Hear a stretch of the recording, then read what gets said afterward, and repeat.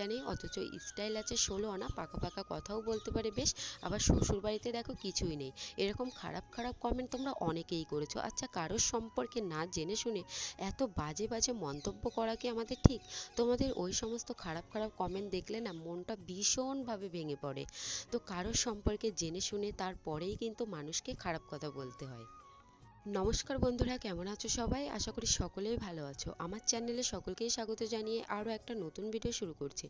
যারা আমার পরিবারে অনেক পুরনো মেম্বার তারা অবশ্যই কিন্তু আমার সম্পর্কে তারা টোটালি জানে, আর আমি কোনো রকম কাউকে খারাপ মন্তব্য করি না, বা আমি সেরকম কিন্তু কোনো স্টাইলও দেই না। আমি আমার সংসারের দৈনন্দিন কাজকর্মের ভিডিওগুলোই তোমাদের মধ্যে কিন্তু তুলে ধরার চেষ্টা করি। প্রত্যেক দিনের মতো আজকেও সকাল সকাল ঘুম থেকে উঠেছিলাম। সকাল সকাল ঘুম থেকে উঠে ঘরের দুয়ারে কোনো রকম জলটা ছিটিয়ে দিয়ে বাসি উঠোনটা কিন্তু আমি ঝাড়ু দিয়ে দিচ্ছি। আর চারপাশটা কিন্তু একেবারেই কিন্তু কুয়াশায়, দেখতেই পাচ্ছ যে ভরে রয়েছে। ঘর বাড়ি যেহেতু ভাঙা হচ্ছে আর কি, নতুন ঘর করা হবে, তাই তো দেখো নোংরাটাও কিন্তু উঠানে বেশ পরিমাণে ছিল আর কি। তাই সেই সমস্ত কিছুই কিন্তু পরিষ্কার করে নিলাম আর কি। ঘর ভাঙলে ভীষণ কিন্তু অসুবিধা হয় জিনিসপত্র টেনে এনে রান্না করা, আবার সেই সমস্ত জিনিসপত্র টেনে নিয়ে গিয়ে বড় ঘরে কিন্তু রাখা আর কি। যেহেতু আমি 3 বেলা উনুনেই রান্না করি, তাই না আমার কিন্তু ভীষণ কষ্ট হয়। দেখো কুয়াশা ভরা দিন, আর উঠোনটা ঝাড়ু দিতে দিতে মনে হচ্ছে যে কুয়াশা আরও চারপাশ থেকে কিন্তু ঘিরে আসছে। জানো তো, শীতকালের ভোরবেলা একেবারেই কিন্তু ঘুম থেকে উঠতে ইচ্ছা করে না, কিন্তু ঘুম থেকে না উঠলে আমার সংসারের কাজকর্মগুলো কে আর করবে? তাই তো একটু সকাল সকালই ঘুম থেকে উঠে পড়েছি, চাদরটা বেশ ভালো করে কিন্তু মাথার উপর দিয়ে নিয়েছি। নাহলে আমার একটু ঠান্ডার প্রবলেম, আবার হুটহাট করেই কিন্তু ঠান্ডাটা লেগে যায় আর কি। তো শীতকালে উঠোনটা ঝাড়ু দিয়ে তারপরে ঠান্ডা জলে থালা বাসন মেজে ধোয়া, তারপরে আবার জামা প্যান্ট পরিষ্কার করতে ভীষণ কিন্তু কষ্ট লাগে, কিন্তু কিচ্ছু করার নেই আর কি। শ্বশুর বাড়ি, তাই তো বিয়ের পরে আস্তে আস্তে করে সংসারের সমস্ত কাজকর্মগুলোই কিন্তু বুঝতে শিখে গেছে আর কি। আর এটা যেহেতু আমার সংসার, তাই তো আমার সংসারের কাজকর্মগুলো কিন্তু আমাকেই সেরে নিতে হবে।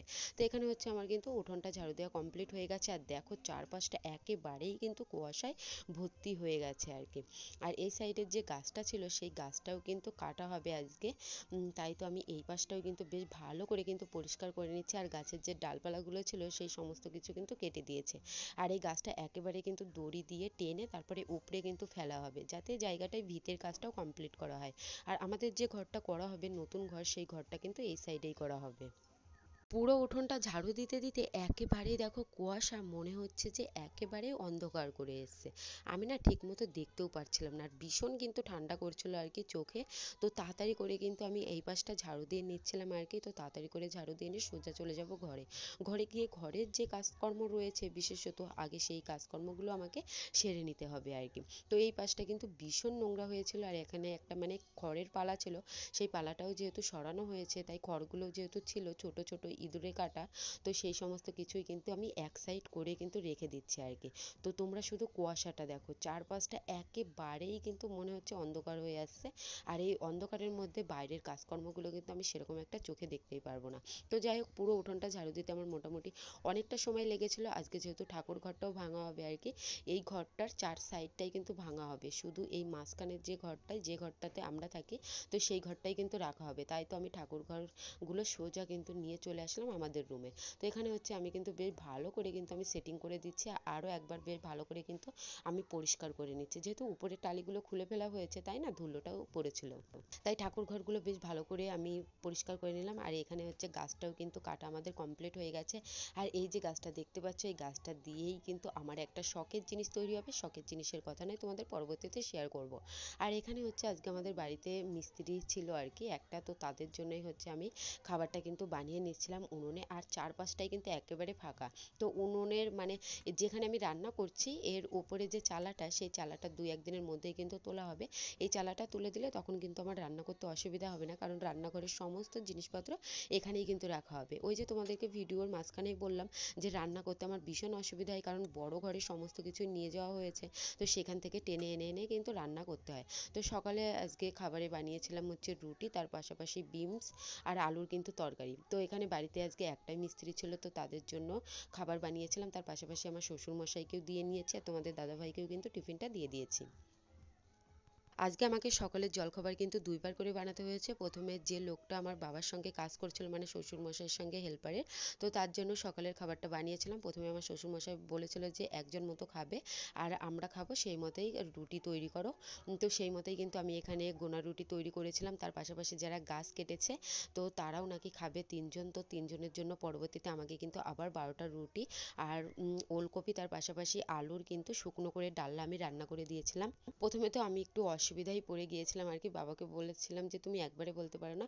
তারপর আমার শ্বশুরমশাই বললো যে দেখো, সবার খাওয়া কিন্তু সবার বাড়িতে হয় না, তো এটা হচ্ছে ভগবানের বিধান, যার খাওয়া যার বাড়িতে রয়েছে সেই পর্যন্ত কিন্তু তাকে যেতেই হবে। আর মানুষকে খাওয়ানো ভালো, মানুষকে খাওয়ানো কিন্তু কখনোই খারাপ না। তো যাই হোক, সেই মতোই কিন্তু এখানে আমি আরও কিছুটা কিন্তু রুটি বানিয়ে দিলাম তাদের জন্য। তো তাদেরও খাওয়া দাওয়াটা দিয়ে দিয়েছি। এবার হচ্ছে আমি চানটা সেরে নিয়ে দুপুরের রান্নাটা করে এখানে হচ্ছে ঠাকুরগুলোকে কিন্তু আমি পুজো দিয়ে নিচ্ছি। আর আজকে ঠাকুর ঘরগুলো যেহেতু আমার রুমেই আনা হয়েছে, তাই বেশ ভালো করে পরিষ্কার পরিচ্ছন্ন করে নিয়ে এখানে আজকে আমি মিষ্টি দিয়েই কিন্তু ঠাকুরকে পুজো দিয়ে নিলাম। যতই অসুবিধার মধ্যে পড়েছি তখনই কিন্তু আমি মা রক্ষাকালীর নাম স্মরণ করে, সত্যি কথা বলতে আমার ভীষণ উপকার হয়েছে আর কি।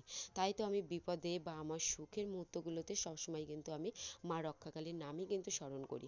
তো যাই হোক, দুপুরবেলা আমার পুজো দেওয়া কমপ্লিট হয়ে গেছে। তার পাশাপাশি বিকেলবেলার দিকেই আমার হাজবেন্ড ফোন করেছিল যাতে আজকে একটু কড়াইশুঁটির কচুরি তার পাশাপাশি আলুর দম রান্না করি। তো রাতের অন্ধকারে উনুনে আমি টর্চ লাইট দিয়ে আলুর দমটা রান্না করে এনেছিলাম। তো সেই ভিডিওটা আমি আর করতে পারিনি যেহেতু কারেন্ট ছিল না। আর এখন হচ্ছে আমি গ্যাসে এসে কচুরিগুলো বানিয়ে নিচ্ছি। গ্যাসটাও যেহেতু ফুরিয়ে এসেছে, তাই তো গ্যাসে অত কিছু ভারী ভারী রান্না আমি করি না। শর্টকাট যে সমস্ত রান্নাগুলো হয় একেবারেই তাড়াতাড়ি, তো সেই সমস্ত কিছুই কিন্তু আমি গ্যাসে রান্না করে নিই। তো মটরশুঁটিগুলোই কিন্তু আমি উনুনেই কিন্তু সিদ্ধ করে নিয়েছিলাম। তারপরে এখানে এসে কড়াইতে একটু লবণ, লঙ্কার গুঁড়ো, জিরের গুঁড়ো দিয়ে হলুদ দিয়ে বেশ ভালো করে একটু শুকনো করে নিয়ে তারপরে কিন্তু কড়াইশুঁটির কচুরিগুলো কিন্তু আমি বানিয়ে নিচ্ছি। বিয়ের পর প্রথমত ওই কড়াইশুঁটির কচুরি বানানো কিন্তু আমি আমার শাশুড়ি মায়ের কাছ থেকেই শিখেছি। আমি যত সমস্ত কিছু রান্না শিখেছি সমস্ত কিছুই কিন্তু আমার জেঠিমা আর আমার কিন্তু শাশুড়ি মায়ের কাছ থেকেই শিখেছি। কারণ ছোটোবেলা থেকে আমার রান্নার কিন্তু ভীষণ আগ্রহ ছিল। কখনোই কিন্তু নির্দিষ্ট দ্বিধায় আমি কিন্তু রান্না বান্না করিনি, কারণ আমরা ছিলাম যৌথ পরিবার। তাই তো সেই পরিবারে আমাদের রান্না করার কোনো প্রশ্নই ওঠে না বা কোনো কাজবাজ করার। তো বিয়ের পরেই কিন্তু আমি সমস্ত কাজকর্মগুলো শিখেছি এই 3 বছরের মাথায়। যেহেতু খুব শীঘ্রই কিন্তু আমরা বড় একটা স্বপ্ন পূরণের লক্ষ্যে যেহেতু পৌঁছাতে যাচ্ছি, তো কি সেই লক্ষ্যটা সেটা তোমরা অবশ্যই কিন্তু বুঝতে পারবে যে কোন স্বপ্নটা ছিল আমাদের ভীষণ রকমের। তো সেটাই হচ্ছে তোমাদেরকে আমি নেক্সট ভিডিওতে বলবো। আর বিয়ের এত বছর হয়ে গেল কেন কোনো বাচ্চা নিচ্ছি না এই সম্পর্কে কিন্তু তোমাদেরকে নেক্সট ভিডিওতে বলবো। তো ততক্ষণ ভালো থেকো।